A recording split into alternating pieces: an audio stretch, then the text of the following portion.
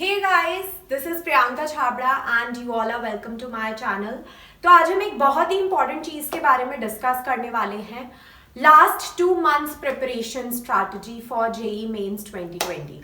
तो जितने भी जेई 2020 के एस्पिरेंट्स हैं यार, उनके लिए ये एक इम्पॉर्टेंट चीज़ है जो आज हम डिस्कस करने वाले हैं. स्पेशली मैं केमिस्ट्री की बात करूँगी बिकॉज दैट्स माय सब्जेक्ट. तो आप कैसे 100+ मार्क्स केमिस्ट्री में स्कोर कर सकते हैं, उसके लिए कुछ इम्पॉर्टेंट टिप्स हैं. सिंस एग्जामिनेशन को अभी कंप्लीट 2 months भी नहीं बचे हैं, तो आपको इस टाइम पे क्या फॉलो करना है. So starting with it, firstly बहुत ही ध्यान से मेरी बात को सुनना.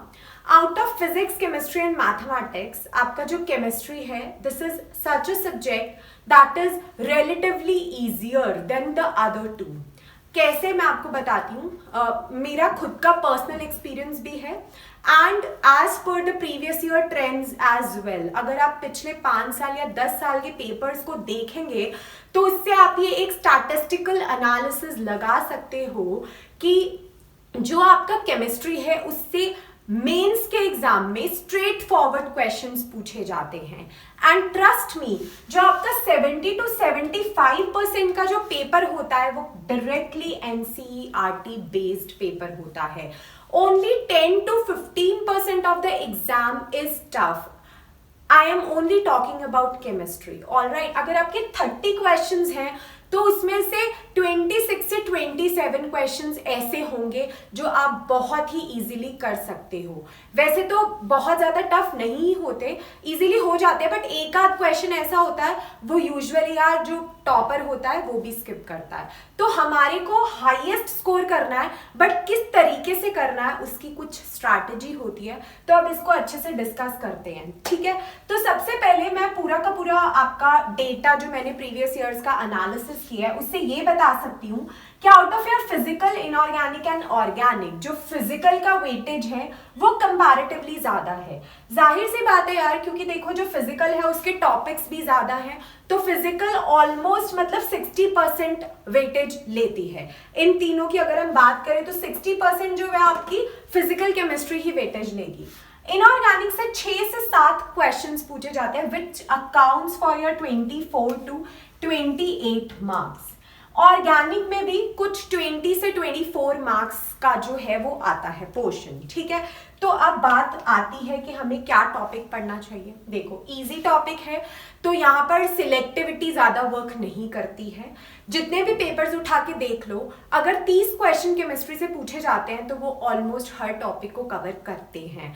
बट आज हम बात करेंगे कि ऐसे टॉपिक्स जिनको हमको छोड़ना ही नहीं है एंड जो हमारे को डायरेक्टली स्कोर दे सकते हैं. तो ये मैंने पिछले 4 साल या 5 साल का एक प्रीवियस ईयर एनालिसिस लिखा है कि 2019 में क्लास 12 से आपके 18 क्वेश्चंस आए एंड क्लास 11 से 12. 18 which results in your 72 marks, which accounts for your 72 marks. 18 fours are your 72 and आपका जो था 48 मार्क्स का फ्रॉम 11th स्टैंडर्ड. तो ऐसा ही कुछ एनालिसिस रहा. तो यहाँ से ये कंक्लूड होता है, इसका एवरेज ले लो या और भी ईयर्स का देखो, तो जो 12th का जो टॉपिक्स है उनसे ज्यादा पूछा जाता है. बट ऐसा नहीं है कि आप 11th को इग्नोर मारेंगे, ठीक है. तो देखो यार, 12th क्योंकि तुमने ताज़ा अपने बोर्ड एग्जाम्स में प्रिपरेशन किया ही है.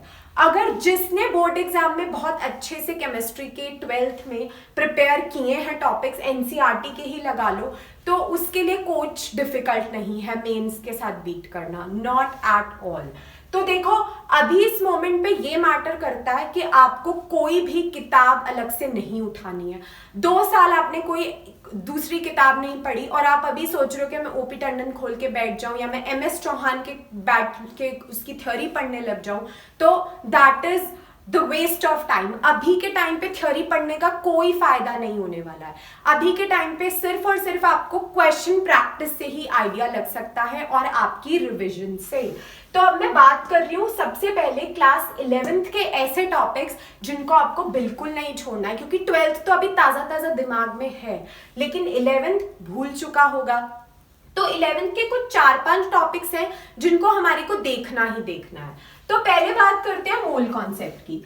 ये देखो, ये इंपॉर्टेंट टॉपिक है, हर बार इससे 1 से 2 क्वेश्चन पूछा ही जाता है, क्योंकि जो मोल कॉन्सेप्ट है वो डायरेक्टली या इनडायरेक्टली आपका क्वेश्चंस उसके आते हैं। कभी वो कॉन्सेंट्रेशन टर्म्स की फॉर्म में होगा, सॉल्यूशन का क्वेश्चन इसमें मिक्स कर देंगे। तो दिस इज सम चैप्टर जो आप नहीं छोड़ सकते, एंड जिसने 11th में ये अच्छे से पढ़ा है उसको ज़्यादा देखने की जरूरत नहीं है, बस एक फटाफट नजर मारो कॉन्सेप्ट्स की, ठीक है। उसके बाद एटॉमिक स्ट्रक्चर। एटॉमिक स्ट्रक्चर में भी जो क्वांटम नंबर है उससे हर साल क्वेश्चन पूछा ही जाता है इन सम वे और the other way, electronic configuration से, और आपका जो Heisenberg uncertainty and your Planck's quantum theory, photoelectric effect, ये सब चीजें इसमें इंपॉर्टेंट हैं क्योंकि क्वेश्चन आता ही आता है। अगला चैप्टर पीरियोडिक प्रॉपर्टीज, ये भी आप नहीं स्किप कर सकते। अब देखो, जो फिजिकल इनऑर्गेनिक एंड ऑर्गेनिक में जो आप इनऑर्गेनिक का पोर्शन है वो कंप्लीटली एनसीईआरटी पढ़ोगे, कोई दूसरी बुक नहीं पढ़ोगे, ठीक है, सिर्फ और सिर्फ एनसीईआरटी, क्योंकि इनऑर्गेनिक थोड़ा सा क्रामिंग सब्जेक्ट होता है, तो एक बार एनसीईआरटी उसके लिए जरूर खोलो। पीरियोडिक प्रॉपर्टीज का एक क्वेश्चन डेफिनेटली आता है, कोई ना कोई ट्रेंड आपसे पूछ लिया जाता है, आयनाइजेशन एंथैल्पी का बताओ या इलेक्ट्रोनेगेटिविटी का बताओ, तो you should know that thing. Next we are talking about the chemical bonding. Chemical bonding से भी क्वेश्चन कंफर्म है, 1 या 2 क्वेश्चंस। देखो, एक क्वेश्चन तो वेसेपर थ्योरी से आना ही आना है, हाइब्रिडाइजेशन का, कोई भी कंपाउंड देंगे तो हाइब्रिडाइजेशन उसकी पूछी जाएगी, ये इंपॉर्टेंट है। मॉलिक्यूलर ऑर्बिटल थ्योरी से भी एंड डायपोल मोमेंट से भी, क्योंकि केमिकल बॉन्डिंग बहुत वास्ट चैप्टर है, तो आप ये 3-4 टॉपिक्स जो हैं वो अच्छे से इनको देख कर जाओ एक बार, ठीक है। उसके बाद बात करते हैं क्वालिटेटिव एनालिसिस। तो देखो, क्वालिटेटिव एनालिसिस में अपना टाइम वेस्ट करने की जरूरत नहीं है, ये टॉपिक है जिसको आप स्किप कर सकते हो, क्योंकि जेईई मेंस में ये टॉपिक इंपॉर्टेंट नहीं है। क्वेश्चन आएगा तो बड़ी मुश्किल से एक क्वेश्चन आता है, कई बार नहीं भी आया है, तो ये ऐसा टॉपिक है हम इसको छोड़ सकते हैं, we can skip this topic, क्योंकि एडवांस में ये क्वेश्चन पूछा जाता है, काफी आते हैं, बट अभी हम सिर्फ और सिर्फ मेंस पर फोकस कर रहे हैं। तो दिस इज समथिंग, क्योंकि कम टाइम है तो यहाँ पर सिलेक्टिवली आपको करना पड़ेगा। 12th लेकिन हम नहीं स्किप कर सकते हैं, क्योंकि वेटेज उसका ज्यादा है, तो वो तो हमारे को पढ़ना ही पड़ेगा। लेकिन 11 देखो यार, इन 4-5 चैप्टर्स को गो थ्रू करने में ज्यादा टाइम नहीं लगेगा, क्योंकि केमिस्ट्री के चैप्टर्स उतने लेंदी नहीं होते जितने मैथ्स एंड फिजिक्स के होते हैं। उसका एक एक यूनिट बहुत लंबा होता है और इसमें मल्टीपल कॉन्सेप्ट्स यूज होते हैं। केमिस्ट्री को हमेशा अपने एग्जाम में अगर पीसीएम है तो आप लोग केमिस्ट्री को सबसे पहले अटेम्प्ट करें। मेरा पर्सनल एक्सपीरियंस भी है, एंड मैंने बाकी सब स्टूडेंट्स का भी जो बहुत अच्छा रैंक लेते हैं उनके भी व्यूज देखे हैं, तो मैं आपको ये बिल्कुल कह सकती हूँ, chemistry is such a subject जो बहुत कम टाइम कंज्यूम करता है, तो आप सबसे पहले केमिस्ट्री से स्टार्ट करो। आपकी chemistry not more than 45 minutes आपको लगेंगे इसमें, बहुत लोगों की 30 मिनट्स में भी कंप्लीट हो जाती है, तो 30 से 45 मिनट्स का टाइम इसमें लगेगा। तो आपको, क्योंकि फिजिक्स के क्वेश्चन थोड़े इंटेलेक्चुअल होते हैं, सोचने के लिए ज्यादा टाइम चाहिए होता है, on the other hand mathematics के थोड़े कैसे क्वेश्चंस आते हैं, लेंदी क्वेश्चंस आते हैं, मतलब सॉल्वेबल होते हैं, मतलब उनको सॉल्व करना पड़ता है, तो लेंदी कैलकुलेशंस होता है, तो इसीलिए आप सबसे पहले केमिस्ट्री से स्टार्ट कर सकते हैं, ठीक है। तो दिस इज समथिंग जो टॉपिक्स आपको 11th स्टैंडर्ड के छोड़कर नहीं जाने हैं। 4-5 टॉपिक्स ही हैं जिनको हम एक दिन में भी कवर कर सकते हैं, 1 या 2 दिन में भी, ठीक है। तो अब बात करते हैं कौन से क्लास 12th के ऐसे टॉपिक्स हैं जो बहुत इंपॉर्टेंट है, जो पूरा नहीं कवर कर सकता, बट हाँ अगर एक्सेल करना है तो क्लास 12 तो यार तुमको पूरी ही देखनी पड़ेगी, ठीक है। तो एक बार उसकी भी बात कर लेते हैं कि उन टॉपिक्स में से कौन सा ऐसा सब टॉपिक है जो काफी इंपॉर्टेंट है एंड अक्सर पूछा जाता है। आइए उसकी बात। तो देखो, हमने क्लास 11th के टॉपिक्स की बात कर ली थी, अब उसमें एक जीओसी, ऑर्गेनिक में तुम्हें क्या पढ़ना है, तो दैट इज योर जीओसी, ठीक है। क्योंकि जनरल ऑर्गेनिक केमिस्ट्री से एक क्वेश्चन आता ही आता है, वो कौन कौन से टॉपिक्स हो सकते हैं, एसिड बेसिक स्ट्रेंथ आपसे यूजुअली पूछ ली जाती है, डायपोल मोमेंट का ऑर्डर पूछ लिया जाता है, एरोमेटिसिटी से क्वेश्चन आ जाता है। तो ये 3 टॉपिक्स हैं जो मैंने देखे हैं बहुत ज्यादा इंपॉर्टेंट टॉपिक्स हैं। आप जितने भी प्रीवियस ईयर पेपर्स उठा लो तो आपको इसी में से दिखेंगे, यही 2-3 टॉपिक्स हैं जो आपको इसमें देखने हैं। तो और कुछ 11th का टॉपिक देखने की जरूरत नहीं है, हैं, स्पेशली ऑर्गेनिक, क्योंकि ऑर्गेनिक कम आती है कंपैरेटिवली, ठीक है। अब 12th क्लास के कुछ ऐसे टॉपिक्स, वैसे तो हम कुछ ना छोड़े, लेकिन इस एंड मोमेंट पे जिन टॉपिक्स को अभी रिवाइज करना बहुत इंपॉर्टेंट है, जो अक्सर भूल जाते हैं, तो उसमें सबसे पहले S block and P block. यार ये ऐसा टॉपिक है जो तुम नहीं छोड़ सकते, आई नो बहुत क्रैमिंग है इसमें, एंड एस ब्लॉक से भी ज्यादा इंपॉर्टेंट है पी ब्लॉक।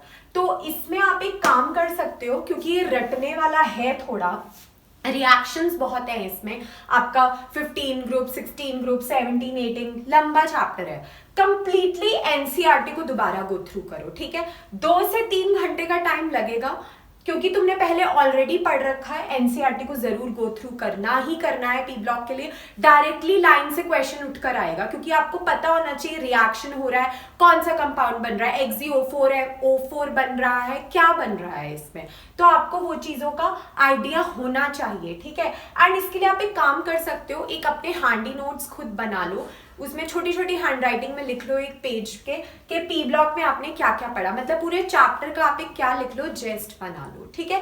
तो वो आपको जब आप पेपर होगा उससे 2 दिन पहले वो रिवाइज कर सकते हो, अगर वो भूलता है। एस ब्लॉक भी इंपॉर्टेंट है, बट पी ब्लॉक बहुत ज्यादा इंपॉर्टेंट है, ठीक है।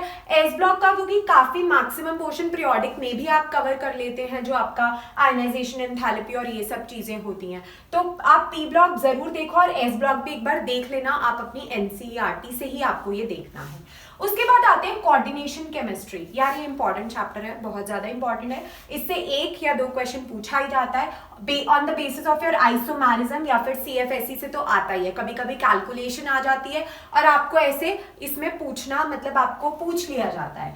उसके बाद ट्रांजिशन एलिमेंट्स, इससे भी एक क्वेश्चन जरूर आता है। कलर, एक तो कलर ऑफ द कंपाउंड पूछ लिया जाता है, या फिर इसमें कलर किस वजह से आया, आपका इसमें चार्ज ट्रांसफर इन्वॉल्व है, या फिर आपका DD ट्रांजिशन हो रहा है, MLCT हो रहा है, LMCT हो रहा है, तो ये चीज आपको इसमें पूछी जाती है। उसके बाद इन चैप्टर्स की बात करें अगर, biomolecules, polymers and chemistry in everyday life, ये चैप्टर्स इजी चैप्टर्स काउंट होते हैं, लेकिन इससे बायोमोलिक्यूल्स एंड पॉलीमर्स से हर साल एक एक क्वेश्चन आता ही आता है, तो आप इसको एनसीईआरटी से ही देख कर जाओ। उसके बाद रही बात इन सारे टॉपिक्स की जो मैंने सॉलिड लिखा है, electrokinetics, radioactivity, solution, surface chemistry, इन सब से एक एक क्वेश्चन आता है, ठीक है। कभी कभी ऐसा हुआ है इसमें से एक कोई टॉपिक होता है, जैसे सरफेस हो गया, उसमें से एक किसी साल में एक भी क्वेश्चन नहीं आ रखा, तो प्रोबेबिलिटी होती है, बट एक क्वेश्चन तो आता ही आता है, ठीक है। अब ये क्या, 12th रिवाइज करने में तुम्हें उतना टाइम नहीं लगेगा, तो अभी के टाइम पे सिर्फ और सिर्फ तुम्हारी को रिविजन पर फोकस करना है, जो तुम्हारे वीक टॉपिक्स हैं उनको। एंड फिजिकल में क्योंकि तुम्हें प्रैक्टिस चाहिए, तो फॉर्मूलाज याद होना इंपॉर्टेंट है। आई ट्राई कि मैं एक वीडियो बना दूं जिसमें आपके फिजिकल केमिस्ट्री के सारे इंपॉर्टेंट फॉर्मूलाज की एक लिस्ट हो, तो वो आपके लिए इजी हो जाए रिमेंबर करना, ठीक है। तो आपने कहीं लिखा होगा एक जगह पर, वो आपको याद रहेगा, बट उसका एक बार बेसिक कॉन्सेप्ट जो है वो तुम देख सकते हो। बट यार 11th के ये 4-5 टॉपिक्स को अच्छे से देख कर जाना, क्योंकि ये इंपॉर्टेंट है। यहाँ से आपके ऑलमोस्ट, अगर तुमने अच्छे से पढ़ लिया तो 30 मार्क्स पक्के हैं इसमें से, ठीक है। एंड जो 12th है ताजा याद भी है, उसको सिर्फ और सिर्फ रिवाइज करना है। एंड फॉर प्रैक्टिस, क्योंकि जो इनऑर्गेनिक केमिस्ट्री है वो तो तुम्हें सिर्फ एनसीईआरटी से ही पढ़नी है 100%, ठीक है। अब देखो ऑर्गेनिक में ज्यादा फंसना नहीं है, जीओसी देख कर जाओ। 12th के टॉपिक तुमने पढ़े हैं, haloalkanes, haloarenes, alcohol phenol है जिससे क्वेश्चन अक्सर पूछ लिया जाता है, तो ऐसे जो 2-3 टॉपिक्स है उनको देख कर जाओ। ये एनसीईआरटी से पढ़ो, ठीक है। इनऑर्गेनिक पूरे एनसीईआरटी से करो। एंड फिजिकल के लिए प्रीवियस ईयर के पेपर्स उठाओ एंड न्यूमेरिकल्स को सॉल्व करना शुरू करो। प्रीवियस कम से कम 5 ईयर पेपर या फिर 10 ईयर्स तुम देख लो। ऑनलाइन मटेरियल अवेलेबल है, तुम्हारे को इजीली मिल जाएंगे, ठीक है। तो तुम उसके पेपर्स प्लीज देख कर जाओ। 5 साल या 10 साल उनकी प्रैक्टिस करो, ठीक है, क्योंकि तुम्हारे को न्यूमेरिकल्स में क्या स्पीड बनेगी एंड तुम्हारे को एकदम से दिमाग में आएगा, क्योंकि यार वैरायटी उतनी नहीं होती है। डेफिनेटली क्वेश्चन की क्या होगी, डिजिट बदल देंगे, लैंग्वेज चेंज हो जाएगी, बट उतनी भी वैरायटी नहीं होती है। हाँ, कॉन्सेप्ट तो सेम ही रहेगा ना। अगर पीओएसी से क्वेश्चन आया तो मुझे एकदम हिट कर देना चाहिए कि पीओएसी का क्वेश्चन है ये, ठीक है। तो बस यही है आपकी एक strategy and you can score really well in chemistry. मतलब बहुत इजीली बच्चों के आते हैं इसमें, and chemistry is a saviour, I am telling you, it is a saviour. तो अगर पेपर में जो इजी चीज होती है ना यार, उसको कभी स्किप मत करो, ठीक है। तो start with it, do it your best. इस तरीके से जाओगे तो आई बेट यू कि आपके 90 to 100 मार्क्स आप लेकर ही आओगे, क्योंकि बहुत टफ नहीं होता है। तो all the very best to all of you, I am sure you gonna do great. आपने 2 साल की मेहनत की है इसमें, तो आई नो आप बहुत अच्छा प्रोड्यूस कर सकते हैं। एंड सीरियसली जो मेंस लेवल की केमिस्ट्री होती है वो कंप्लीटली आपकी एनसीईआरटी बेस्ड होती है, तो डरने की बिल्कुल बात नहीं है, सिर्फ रिविजन करो। एंड इस रिविजन को तुम इजीली 10 डेज में केमिस्ट्री को खत्म करके अपने 2 सब्जेक्ट्स पर फोकस कर सकते हो जहां तुम्हारे को वर्क करना है, ठीक है। तो सिर्फ प्रीवियस ईयर पेपर्स इस टाइम पर सॉल्व करो, कोई नई किताब मत उठाओ, एंड एनसीईआरटी की थ्योरी पढ़ो जहां जहां, स्पेशली फॉर क्लास 11, क्योंकि 12 तो तुम्हारे को ऑलमोस्ट याद है, उसके सिर्फ और सिर्फ कॉन्सेप्ट्स को तुम्हें क्या करना है, रिवाइज करना है। आई होप आप सबको आज की वीडियो बेनिफिशियल लगी होगी, तो प्लीज इसको आप फॉलो करिए। These are some of the important tips for you for your last time preparation. I am sure you gonna do great, and so all the very best to all of you. So just stay home, stay safe, and keep studying, focus on your exams, and just crack it, hit it, and seize it. So thank you and bye bye. See you in the next video. Bye.